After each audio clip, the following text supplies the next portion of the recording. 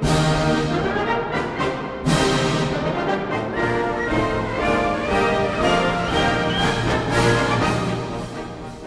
afternoon, everyone.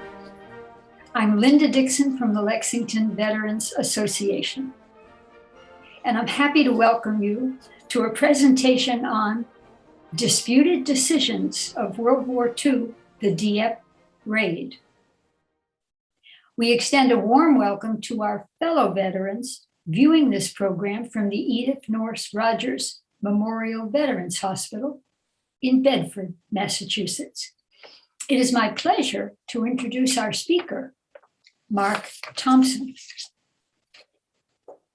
As a professor on the faculties of the Harvard School of Public Health and the John F. Kennedy School of Government at Harvard, Mark Thompson taught courses on health economics, social program evaluation, game theory, negotiations, and strategic decisions.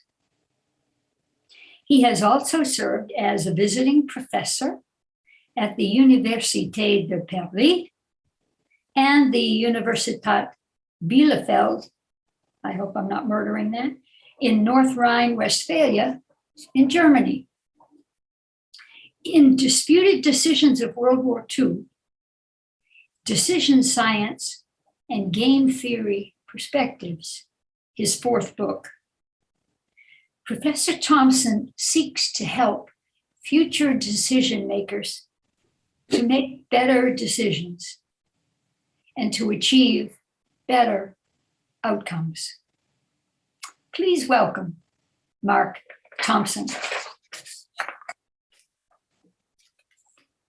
Thank you, Linda, and thank you, veterans of Lexington, for tuning in today.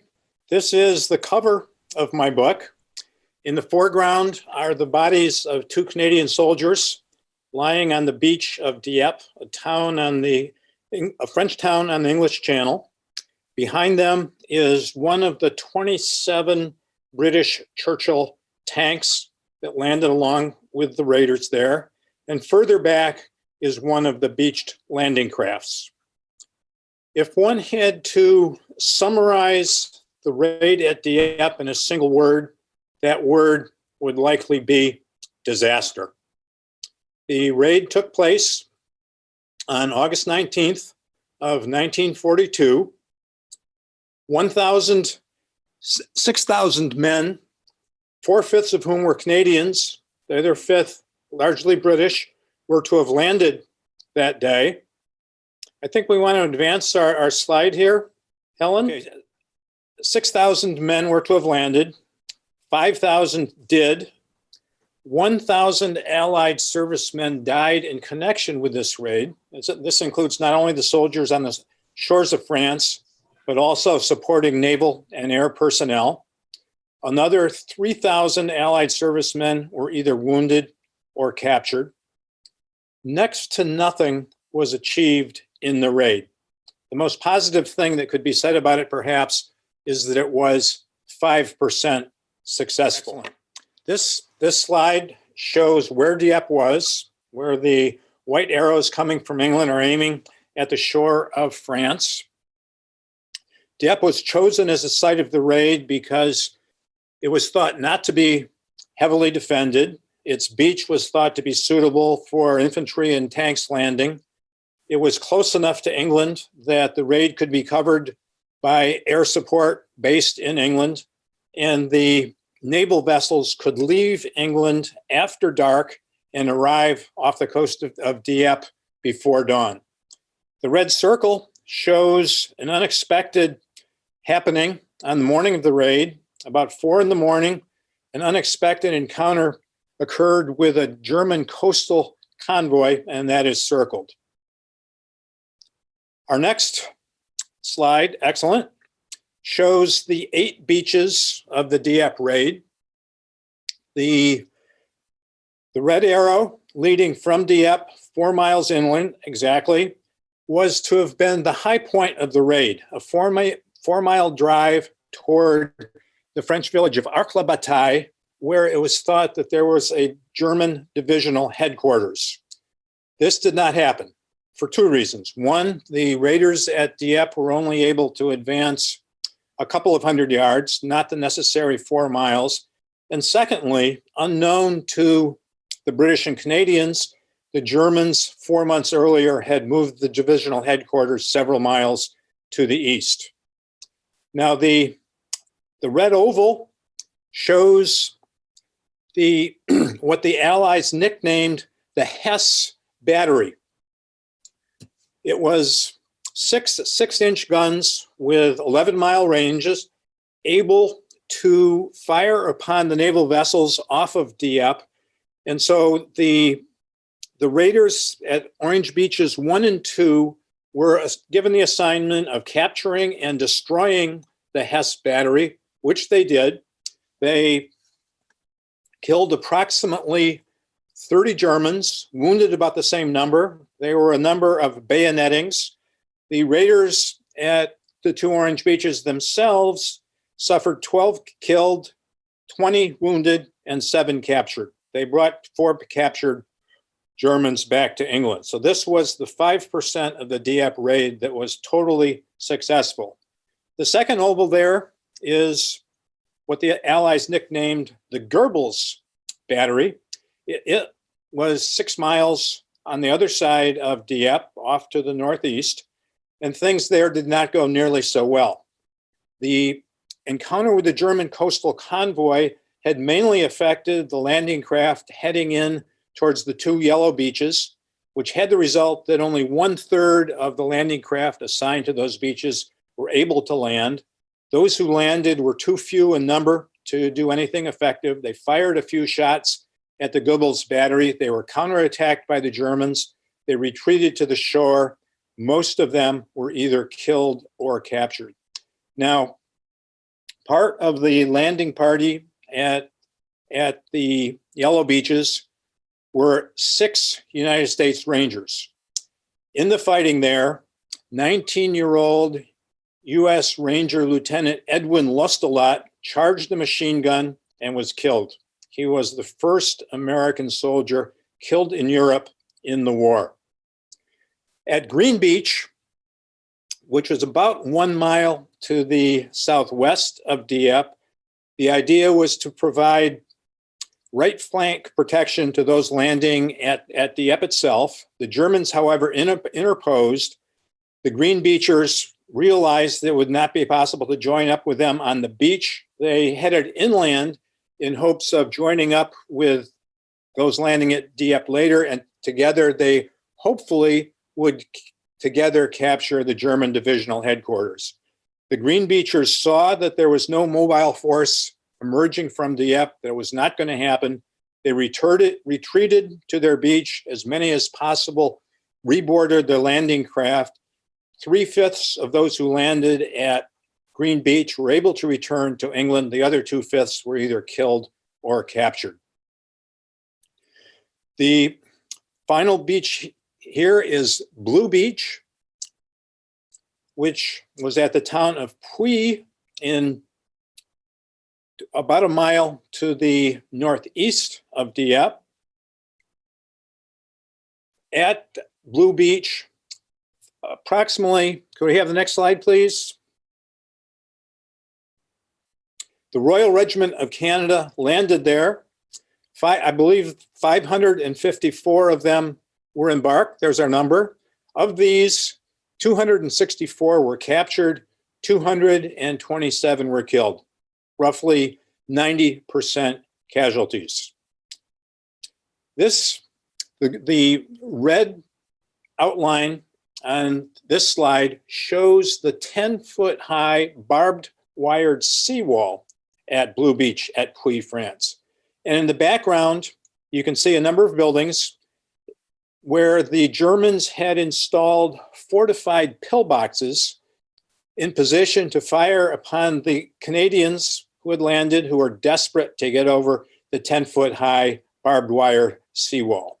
The Canadian official history rated what happened here at Blue Beach at Puy to have been the grimmest part of the whole grim operation. Along this fatal seawall, the bodies of the lads from Toronto lay in heaps. This is a map of the landings at Dieppe itself. In red is indicated the beach that had to be crossed by those who landed, basically about 100 yards of beach. And next slide, please. Beyond the beach, indicated by a thick black line, was a 5-foot-high seawall. Of the 27 Churchill tanks that landed, 15 were able to cross over the seawall onto a green area, the promenade at Dieppe. Next slide, please. There we go.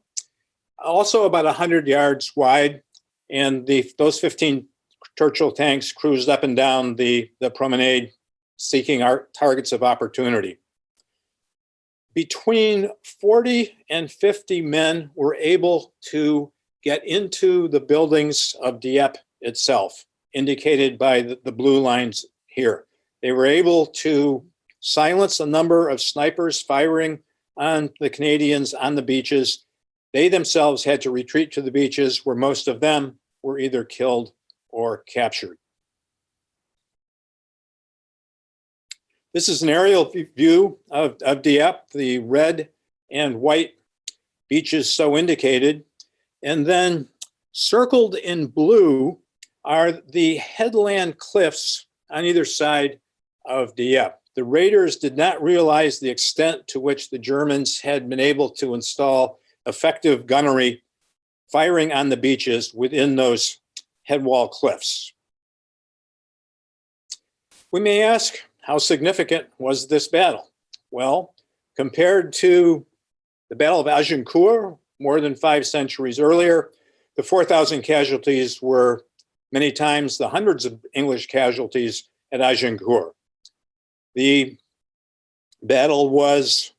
casualties at Dieppe were 1/6 of those suffered by the Allies of 1815 at Waterloo, another 100 plus miles further to the east. They amounted to 2/3 of the casualties that the Americans would suffer at Kasserine Pass in February of 1943, and roughly 1/2 of the American casualties on D-Day in Normandy in 1944. The casualties at Dieppe were approximately 1/280th of those suffered by Russia at Stalingrad. The battle in the war at Dieppe that day was the largest air battle on the Western Front in the entire war. The Royal Air Force lost more planes on that day than on any other day in the war. And here we see a number of the Germans from Dieppe being marched off to captivity. The nearly 2,000 Canadians captured there were more than all the Canadians captured in the battling in Northern Europe from June of 1944 through the end of the war in Europe. Dozens of books, many of them by Canadian authors, have been exclusively devoted to the raid. But on the other hand, there have been a number of excellent histories of the war that did not even mention the raid at Dieppe. As a result, many readers of such histories, people who are fairly knowledgeable about the Second World War, have as a consequence but the vaguest sense, or perhaps no sense at all, of what happened at Dieppe that day. After the raid was soundly repulsed, Radio Berlin reported, as to some extent might have been expected, in some cases was expected, that the inept Western Allies had once again shown that they were incapable of waging effective modern warfare. With ease and scorn, they had been pushed back into the Channel, those that were not killed or captured. Germany thanked the people of Dieppe for, during the battle, having provided their men with refreshments and caring for their wounded. And the reason for this was that when the men came ashore, the BBC radioed to France that this was not a permanent invasion, it was just a short-term raid, and they advised the French not to help their own men because that the likelihood that that would provoke German retaliation. Germany also released 1,700 war prisoners from the Dieppe area and said that it would contribute 10 million marks to repair the damage that those terrible Western allies had done to the town. Why, we may ask, had this raid been undertaken? Perhaps the shortest answer is that the citizens of Britain, of Canada, of the United States were over-optimistic, overly impatient for victory in the war. They hoped that their soldiers would quickly land in France and start marching toward Berlin. The Russian and American governments were also formally urging the British government to undertake significant offensive operations. On June 5th of 1940, in his 25th day as Prime Minister, Winston Churchill signed a memo that approved undertaking hit-and-run raids on the French coast. To this end, the Combined Operations Headquarters would be founded. It would mount a couple of significant raids on the Norwegian coast. It would send 60 commandos to Libya in an attempt to either kill or to capture Erwin Rommel there. And earlier in 1942, 750 of their commandos blew up the largest dry dock in France at Saint-Nazaire. This was the only dry dock in France that was large enough to service the two super battleships of Germany, the Tirpitz and the Bismarck. The Bismarck had been heading towards Saint-Nazaire when it was sunk. Now, the perspective of decision science provides another possible reason for the raid, and that was the expected value of information. The idea is that the expected value of information is the best estimate of what can be obtained in any attempt to secure information. It is argued that, for instance, physicians ordering diagnostic tests, politicians considering commissioning polls, corporate executives deciding on market surveys, they should be asking themselves what the EVIs are, whether or not the expected value of the information obtained is enough to justify the costs of those information-seeking attempts. And it could be argued that if the Allied raid planners at Dieppe had focused on EVI, they would have perhaps decided that they should have commissioned more reconnaissance flights at and near Dieppe. The Allied intelligence about Dieppe was not good. They underestimated by a factor of 2 the number of German defenders. They were not aware of the gunpowder in the headland cliffs next to Dieppe. They did not even know that there were 7-foot-high barbed-wired concrete tank obstacles that would have prevented the Churchill tanks from proceeding through the streets of Dieppe to the German divisional headquarters.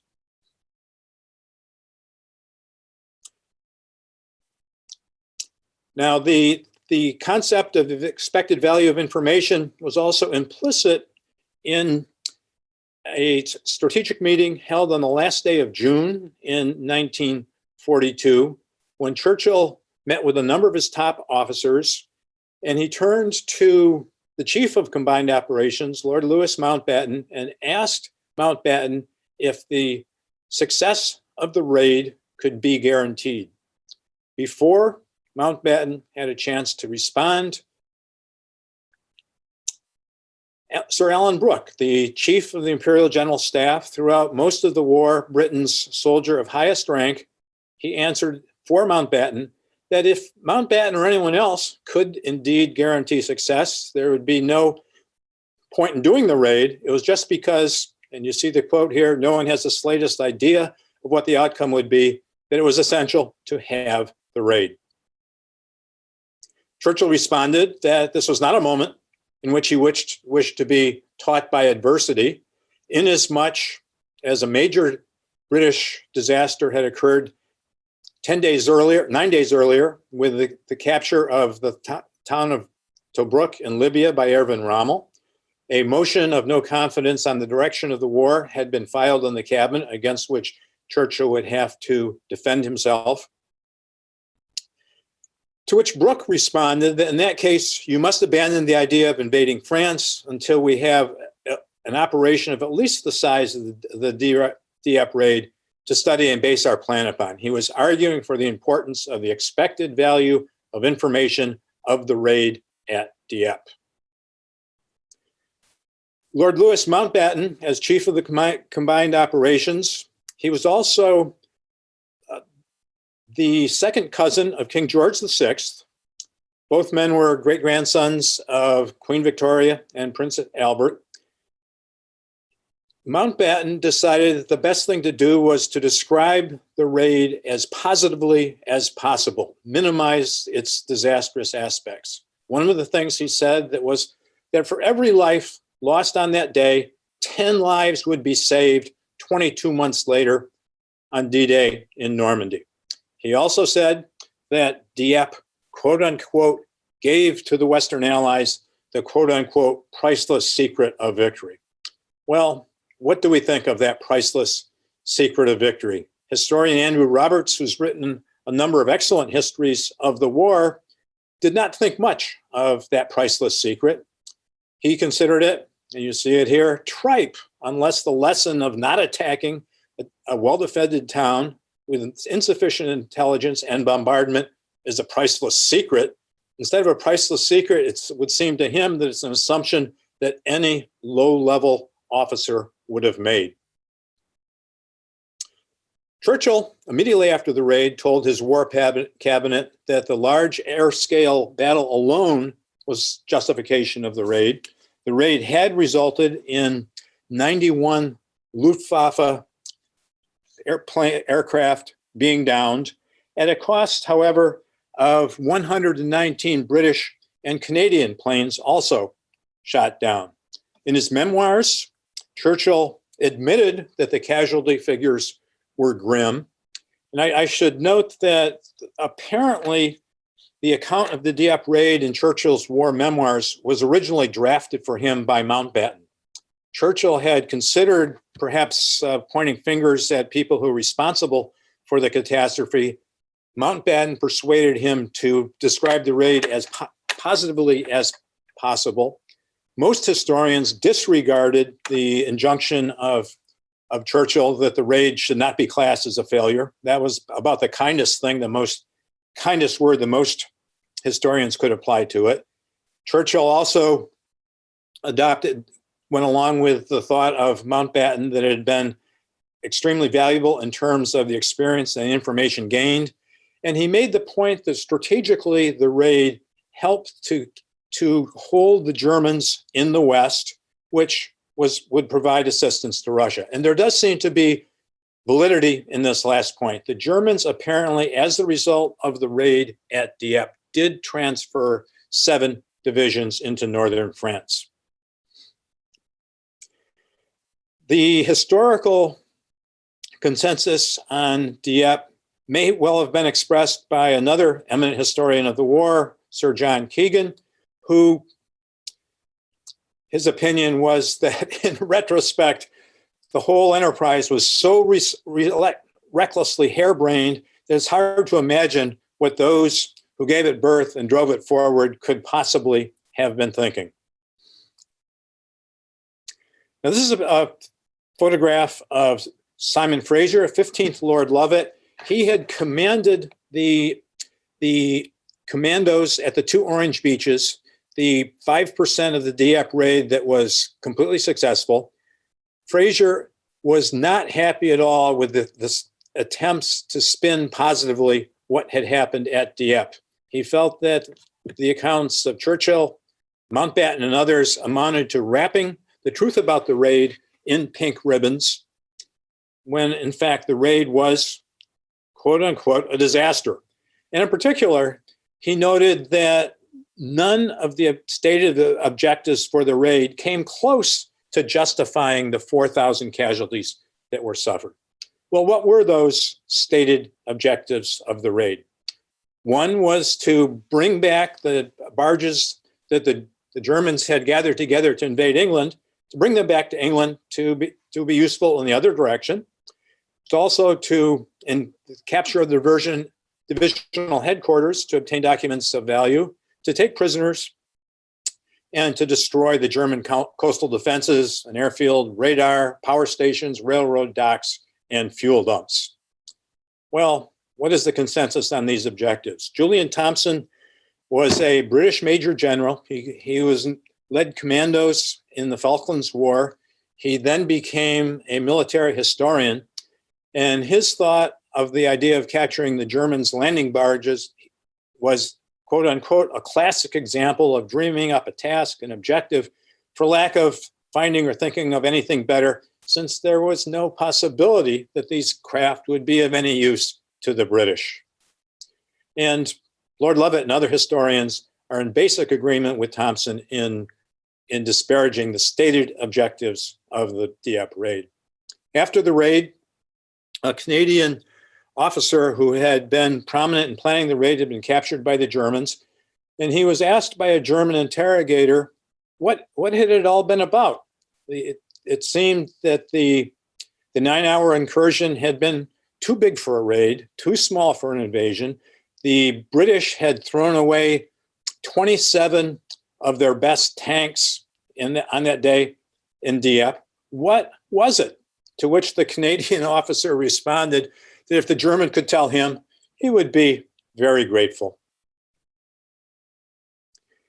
Game theory has occasionally focused on the value of surprise in confrontational situations, how to create it, how to exploit it, how to estimate it.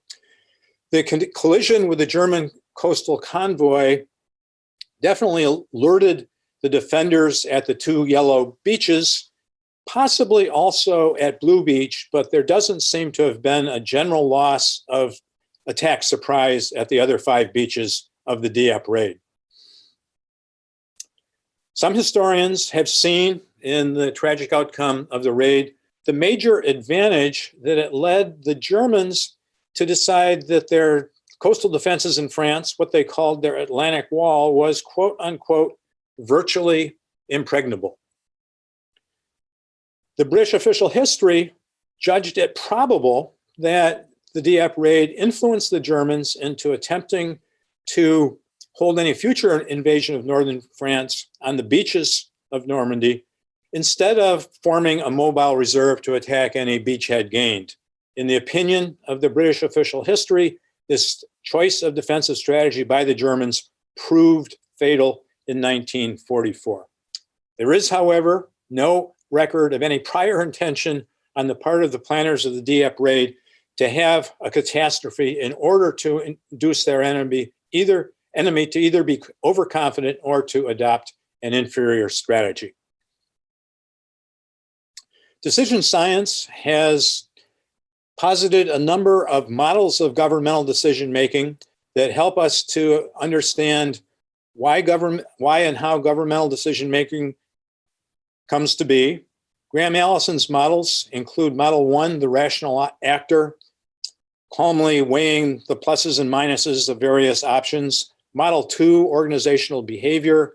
Model 3, governmental politics, how various players in governments use their personal prestige and power to get the decisions that they want.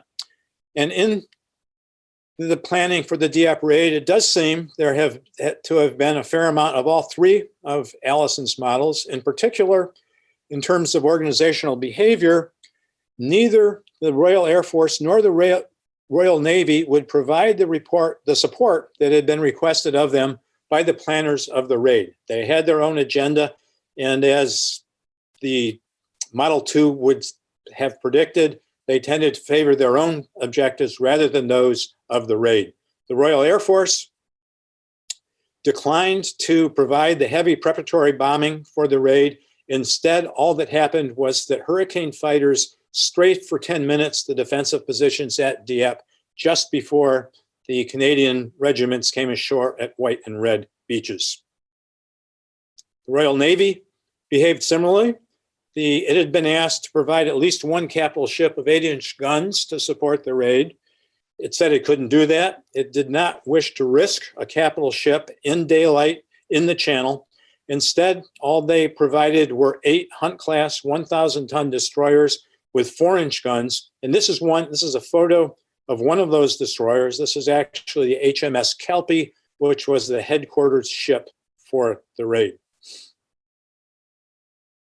Game theory focus on the value of surprise was also invoked by the Royal Navy in declining to provide capital ship support.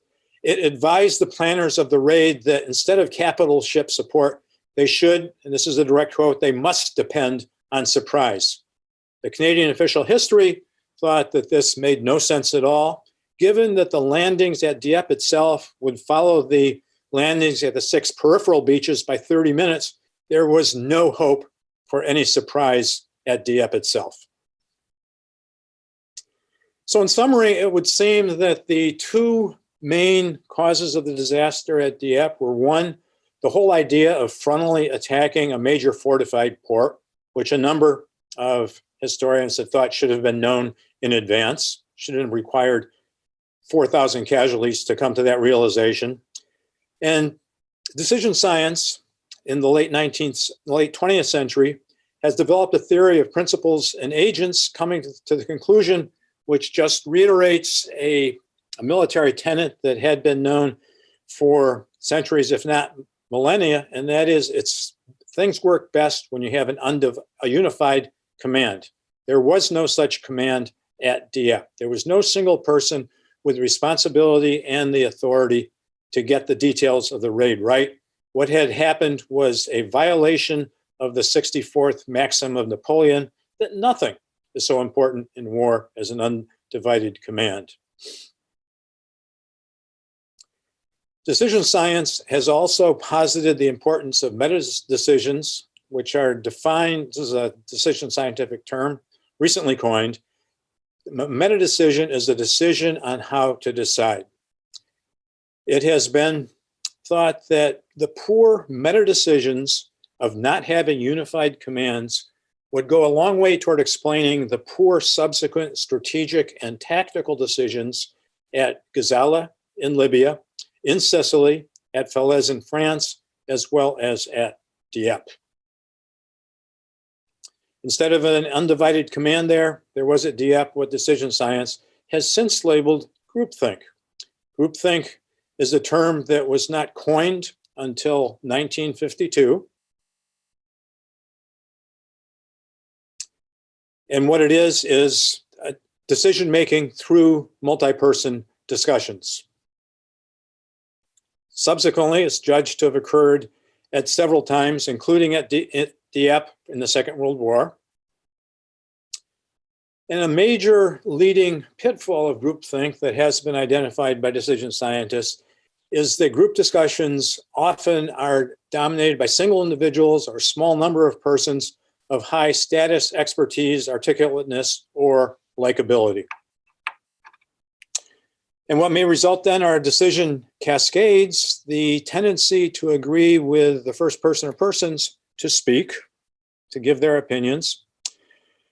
And Bernard Montgomery, in the planning for Dieppe, had high status, high expertise, and articulateness, and he may well have initiated such a decision cascade in the run-up to Dieppe. In the spring of 1942, Montgomery was not yet famous, but he was esteemed within the British Army. He had 2 years earlier been significantly responsible for planning the British defenses to an expected German invasion of England. And he was more influential than anyone else in setting the details of the raid at Dieppe. It was respect for the expertise of Montgomery that led, as a cascade effect, first Alan Brooke, secondly the top Canadian generals, and then their approvals based on their respect for Montgomery apparently also led Winston Churchill to approve and to back the raid. Montgomery, when first consulted, when first presented with the attack plans prepared by Combined Operations Headquarters, judged them the work of an amateur, which unfortunately he then made significantly worse by two things. One, he insisted on the frontal attack at Dieppe, which had not been in the original draft plans, and he also approved the elimination of the heavy bombing at Dieppe. However, on the day of the raid, August 19th, he was in Egypt, where he had recently been appointed to command of the British Eighth Army, which 2 months later he would command to victory at El Alamein. And as a consequence of being in Africa on August 19th, he more or less totally escaped blame for the tragedy at Dieppe.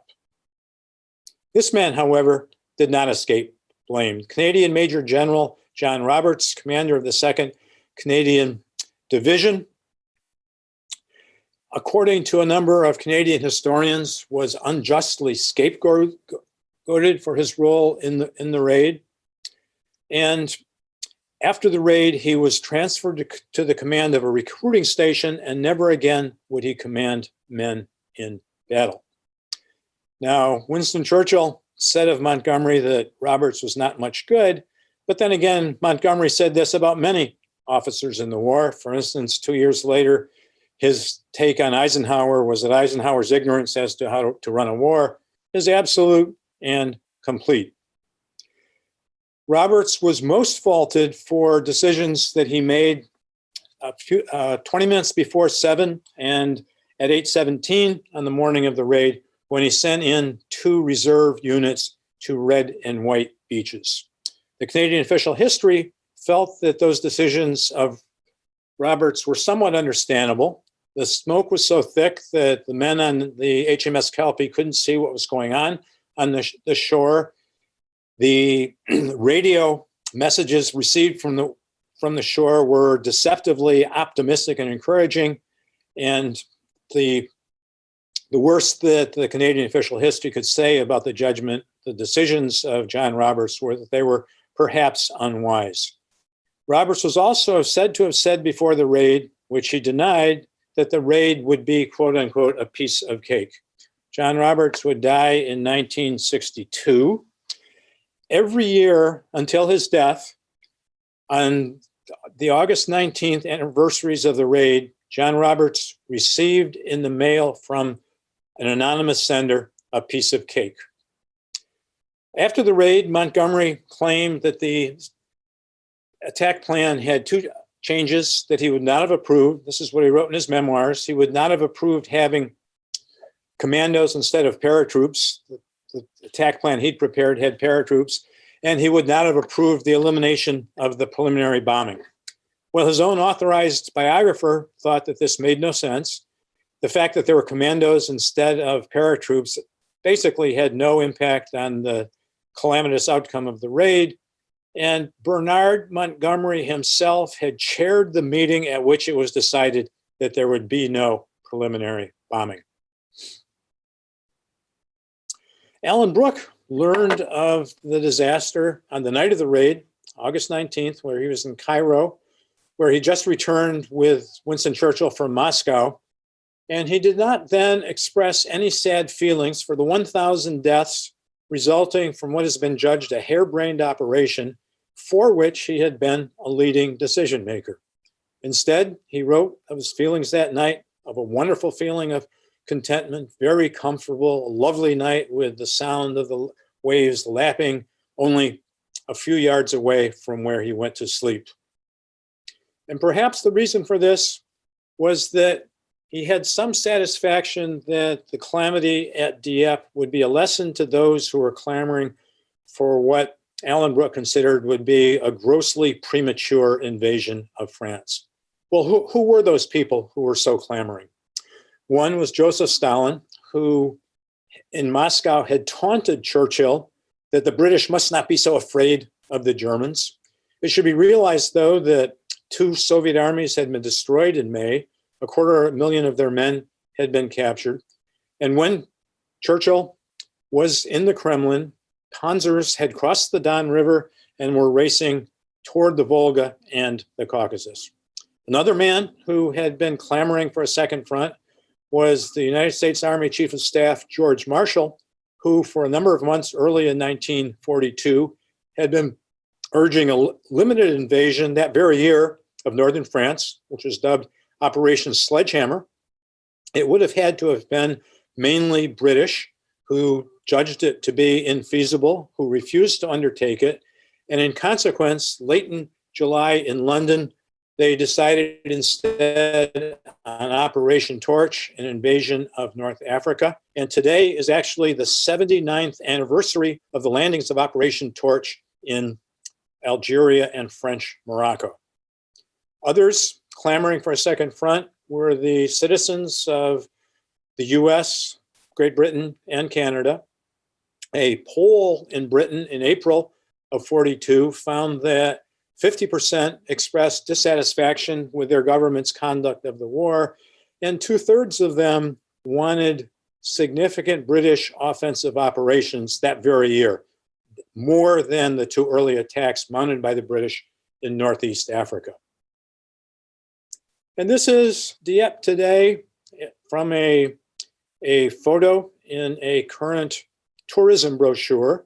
The brochure advises the Britons to cross the channel to Dieppe to see the quays, the harbors, the beach, and especially they should not miss the Saturday morning market at Dieppe, which in 2020 was voted to be the finest market in all of France.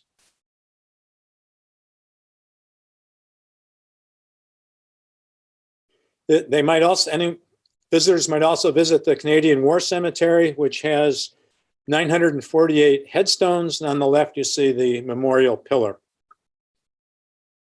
And this again is my book. My book consists of 4 decision-focused chapters. The first is Dieppe. The second is the campaign in North Africa. We're focused on our 3 decisions of Adolf Hitler. His first 2 decisions were good for the Germans and the Italians. His third decision was so horrendous as to more than completely cancel out all of the advantage gained in his first 2 good decisions. Followed by chapter 3 in Sicily, often described by historians as a purely positive achievement of the Western Allies, but more modern historians than are opposed believe that the Allies significantly bungled in Sicily in allowing more than 50,000 able Germans to escape over the Strait of Messina, where they became the backbone of the German army that would, until the spring of 1945, virtually the end of the war, resist the Allied drive northward in Italy. And it's here and in my chapter on Sicily where I differ most from what most historians have written. Most historians have identified a number of persons: George Marshall, Dwight Eisenhower, Harold Alexander, Bernard Montgomery, George Patton, and others for having been responsible for allowing those Germans to escape. It's my opinion, which I argue in this chapter, that the number one person responsible for that escape was Sir Alan Brooke. He'd made the, in my opinion, catastrophic meta decision of not having anything close to an undivided command in the Sicilian campaign. The fourth chapter is Anzio, the landings there in January of 1944, 30 miles north of Rome, where Major General John Lucas, who commanded at that beachhead, may, in the opinion of Winston Churchill, have forfeited a great opportunity to charge aggressively inland. He perhaps could have taken Rome itself within the first 48 hours. He could have cut the line of communications to the German 10th Army further south in Italy. But more historians and military experts now than the opposition believe that Lucas actually did the right thing, that by hunkering down and hardening his beachhead, that probably had the result of saving that beachhead from annihilation. Now this again, my book is, my publisher was in many ways, McFarland, in many ways they performed at a high level of professionalism. They priced my book bizarrely. It's $75 in paperback, $45 on Kindle. And in comparison, a competitor book, for instance, An Army at Dawn by Rick Atkinson, it's 3 times as long. It won the Pulitzer Prize in history, and it's now available on Amazon for only $16.59. The good news is, though, that I have a number of authors' copies of my book, and anybody who is willing to pay $15 for my book and will contact Linda Dixon by telling her of their willingness to pay $10 for so long as supplies last, we can get them to you. I thank Linda for having arranged this talk, the veterans of Lexington for having tuned in. A number of Lexington veterans actually gave me very helpful feedback on advice on preparing this presentation. Bob Lewis, Jim Ramsey, and Gresh Lattimore. And I thank Helen for doing a great job of synchronizing the slides. And I would be pleased to respond to any questions that anyone might have. Well, thank you, Mark. We're back together again. Whoa, has he given us a lot to think about or what? Let me just add another comment about Mark's $75 book, which is crazy.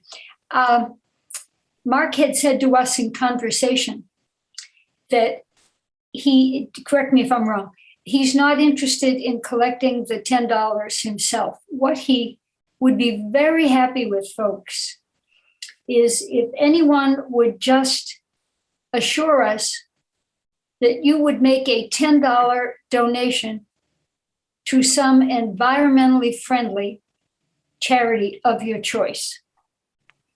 And let us know that you have done so. We will gladly send you a copy of Mark's book. You know, we're all military, we're all on the honor system. So we would love to do that. And you can just let us know that you would love a book and you've made a donation to an environmentally friendly charity, and the book is yours. Get them while they last. Otherwise, you pay $75. Okay? And now we are happy to entertain questions. So let us see who are our first questions. Let me see. Jim Ramsey, is this a question? Were the RAF and Royal Navy ordered to support the raid? Heavy pre-raid bombing, capital ship support. If so, were they punished for not doing so? How could they get away with not following orders? Oh, good question. They were neither ordered nor punished. What happened was that each of them had a designated member of their force that was on the committee that was planning the raid. Those men were in the committee discussion on the raid. They all agreed in those committee discussions that the Royal Air Force and the Royal Navy should provide heavy bombing and capital ship support. Those two representatives of those two services went to those services, formally requested of those services that that amount of support be provided. Higher ups at those two services said, no, we will not do it. You must manage the raid without that level of assistance from us. Yeah, wow. And Bob Lewis asked a similar question. Bob, does that satisfy you? He had said, why no heavy bombing before? I'm curious, why did the Royal Air Force decline bombing? It seems perhaps the best book on this was by Brian Villa, who's a Canadian author. And it's his opinion, and I think he's probably right, that the mindset of the Royal Air Force was that the Royal Air Force alone was, through strategic bombing, was going to force the Third Reich to surrender. And that the Army and the Navy weren't particularly needed except to support the Air Force. And the Royal Air Force did not want to be diverted from its all-important mission of conquering the Third Reich by diverting even a small number of planes to what it considered to be sideshow operations, such as the raid at Dieppe. Okay, thank you. So Arthur's iPad, that would probably be Art Sotek, has his hand raised. Okay, Art, we're going to unmute you. Go ahead, ask your question or make your comment. Mm, Art, you're on. Okay, now? Yeah, Okay. It seems any theory of decision making, you should have gathered intelligence, yet nothing was discussed in this talk yet. And wasn't there any intelligence gathered? It seems to me there should be some pretty good books out on spies, etc. Anything that they discovered prior to the raid to make a reasonable decision. Yes, there had been intelligence. Early in 1942, the planners at Combined Operations Headquarters had identified a number of possible sites for the raid, one of which was Dieppe. Early in April of that year, as Dieppe began to look more promising than the others, supposedly intensive information gathering went forward at Dieppe. But as I recounted, that information, the intelligence on Dieppe was tragically deficient. They didn't know where the German divisional headquarters was. They didn't know which German division and how many men in it were defending Dieppe itself. They didn't know about the gunnery and the headland cliffs. They didn't even know about the barbed wired 7-foot-high concrete tank obstacles. So There was intelligence gathering, but it wasn't very good. it seems they should have delayed the raid until they got more intelligence, right? That would make a lot of sense to me. Thank you. What I think they should have done is they should have had the members of the Lexington Veterans Operation most efficiently plan all the details of these presentations. If the Lexington Veterans Association had been in charge of the raid, it could not possibly have ended as tragically as it did. oh, that's great. Okay, here's another Arthur Daltus.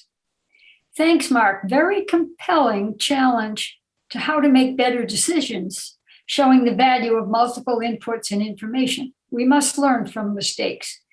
You'll have to explain this for us. How did Dieppe fit the now famous Powell Doctrine tests? Public support, yes, but question mark. You need to explain that for the audience. I should explain it, or Arthur should explain it.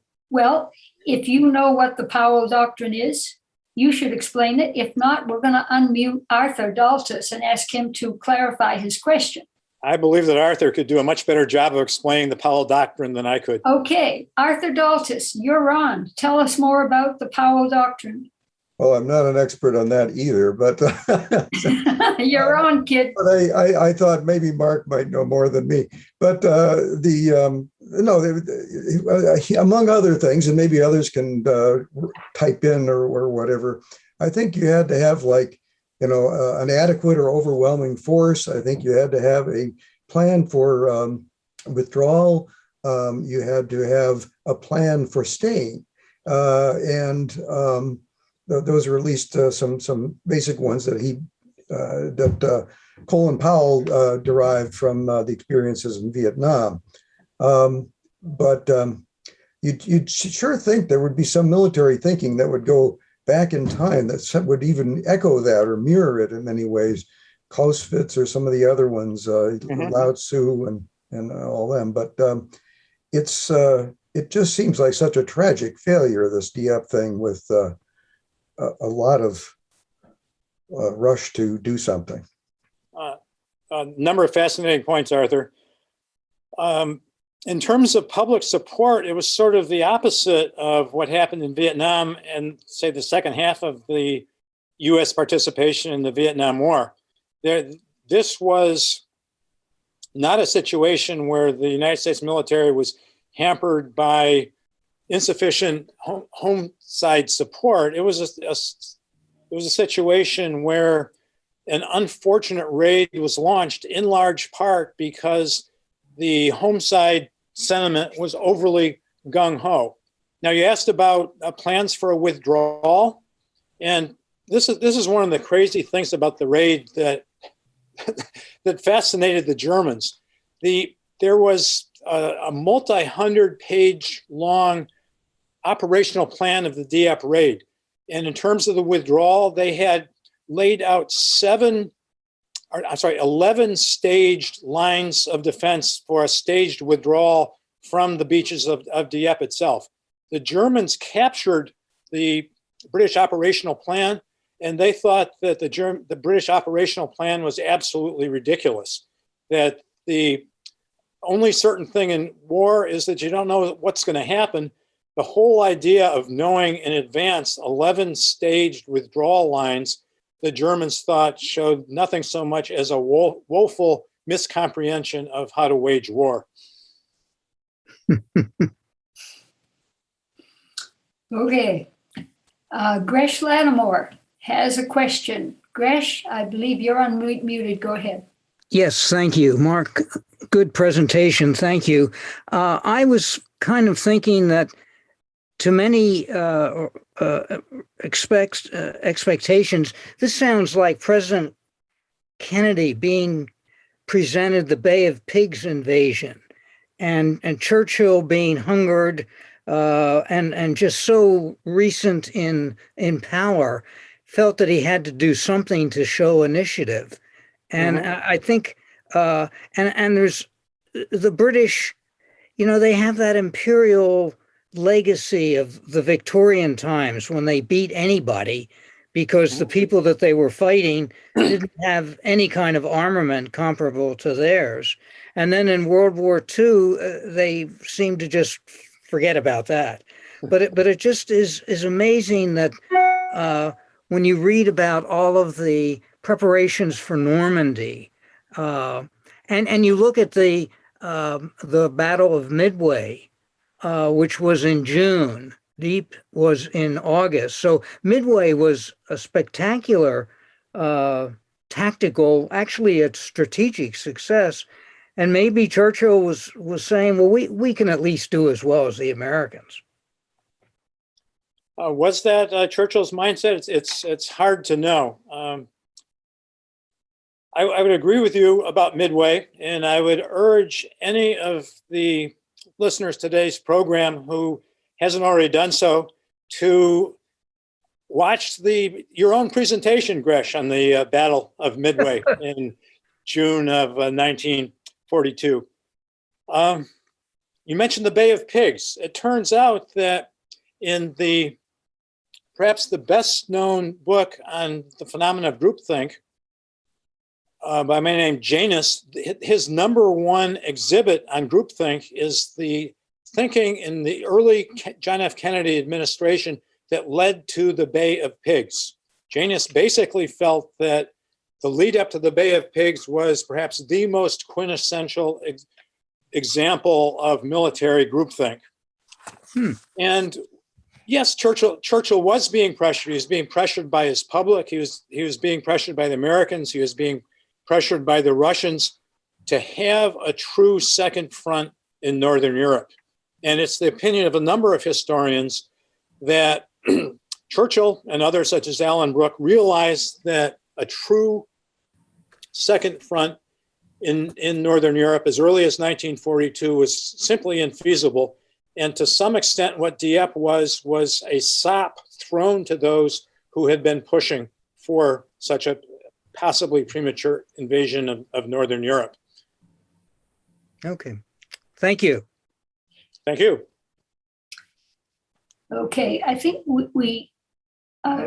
Charlie Delta had asked a question of intelligence, but I think that we had a really good discussion of the failure of intelligence. So I think that has really already been answered.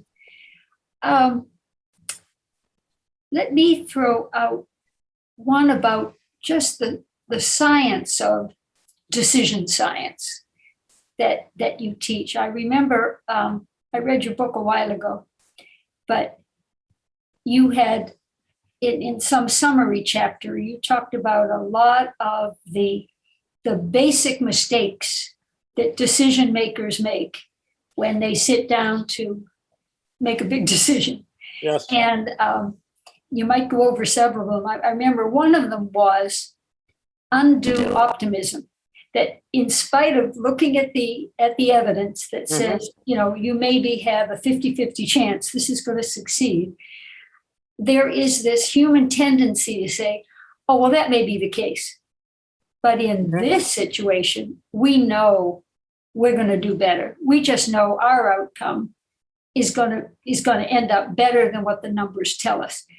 It just seems to be human nature to do that and not really look at the evidence. And I can relate to that. Yes. I think I've done that in my past. And then you named a couple of other very simple, common things that people do. And when you read them, my tendency was to say, of course. Could you just throw out a few of those that might relate to some of us here in the audience? Oh, sure. There's a huge number of touch points, which I appreciate your bringing up. Well, they'll help all of us make better decisions in the future. That's part of what you're here for.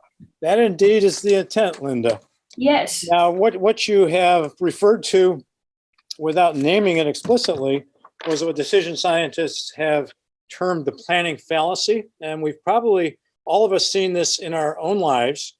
The two of the leading decision scientists, Daniel Kahneman and Amos Tversky, first named the planning fallacy. And that's the common tendency of most of us to be grossly over optimistic about how easily, how quickly we can achieve the tasks that we set for ourselves. And this is in terms of our home improvements, in terms of municipalities and states, in terms of their public works projects tend to be overly optimistic, and nations and officers in war tend to be over optimistic.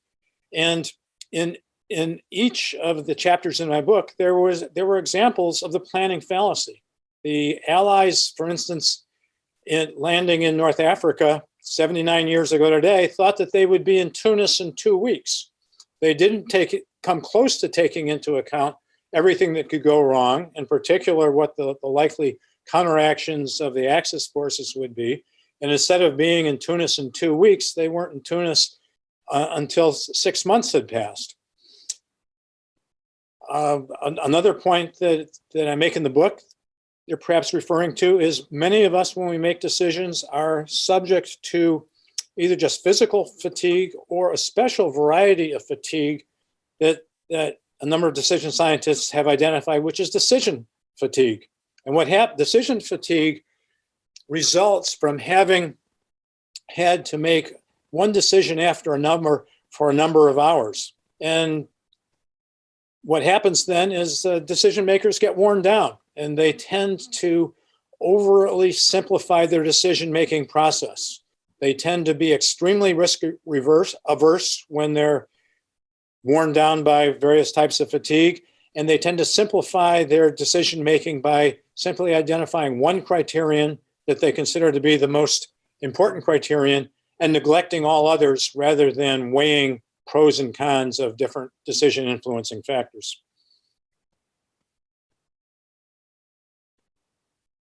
And we could go on and on. Yeah, Yes. That's another good one. Let me just interrupt for a moment. Arthur, Arthur Sotak, do you have your hand up again, or is that an old signal?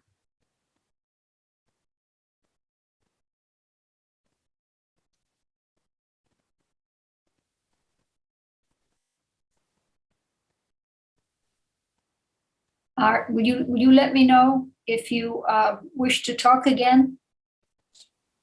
Can you hear me now? Yeah. Okay. I'm referring to decisions made by recently elected officials. There was one mentioned, Kennedy, but another one was George Bush, 9/11. He made a lot of really bad decisions, not only going into wipe out the Taliban, But then they got into all these other things, got into the Iraq War. All of that followed after, the 9/11 thing. They clearly did not make the right decisions. That's all. I agree, Arthur, with your general point. I think a fascinating follow-up book would be the application of decision science and game theory to the lead up to the war in Iraq and to the execution of that war. I agree with you. Yep. We have a Q&A from Bill Poole. Helen, that would be William Poole. He's typed his question in, but Bill usually likes to ask his question and make a comment. And so, Bill, we're going to unmute you.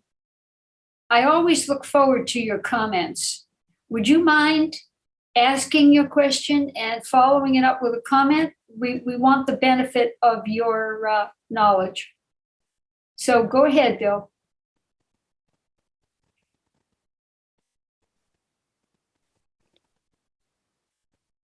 Can you hear me now? Yeah. Yeah. Mine was almost less an observation, but in decision making, there's always what I call the overwhelming personality, who, you want to call it a Napoleonic complex or whatever, but where one individual has such a dramatic effect on the decision making process, and whether is it really groupthink, or does someone really finally say, I believe this, and everybody kind of kowtows to them? Well, as I somewhat indicated, I agree with you, Bill, that this seems to have been significantly what happened in connection with Dieppe. In discussions, Bernard Montgomery was exactly the type of overwhelming personality that you have described. He was articulate, he had high prestige, he had high expertise, and he cowed basically everybody else in the room with him. And he had his way, and unfortunately, one of the things that he affected were the disastrous frontal attacks on the beaches of Dieppe. No one else in the room of decision felt qualified to stand up to the highly articulate and forceful presentations of Bernard Montgomery. So exactly what you have described, Bill, is what happened in the lead up to Dieppe. Yeah, I think that this is something that you can look back all the way through history and find a decision making that a leader either rightly or wrongly oversteps the bounds of leadership and takes people into terrible situations, such as you suggest. I was thinking the same thing about Montgomery with regard to this. So thank you very much, Mark. Yeah. Thank you, Bill. Okay. I'm checking to see if there are any more questions or comments for Mark. We welcome comments. I don't think we have left anybody out. Checking the chat. No, I think we've exhausted you, Mark. I think we have done it with the questions.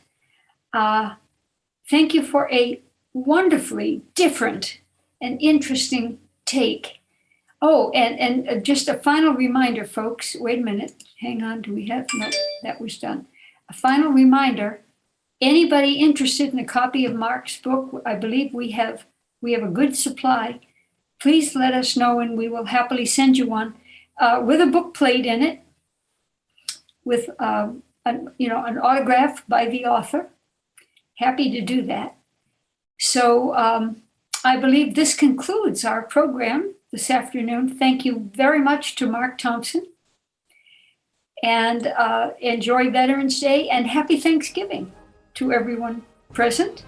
We will see you again next month. Thank you, and good afternoon, everybody. And my thanks again to Linda, to Helen, to Jim, and to Bob. Thank you, Mark. We hope to see you again for another talk. Let us do it.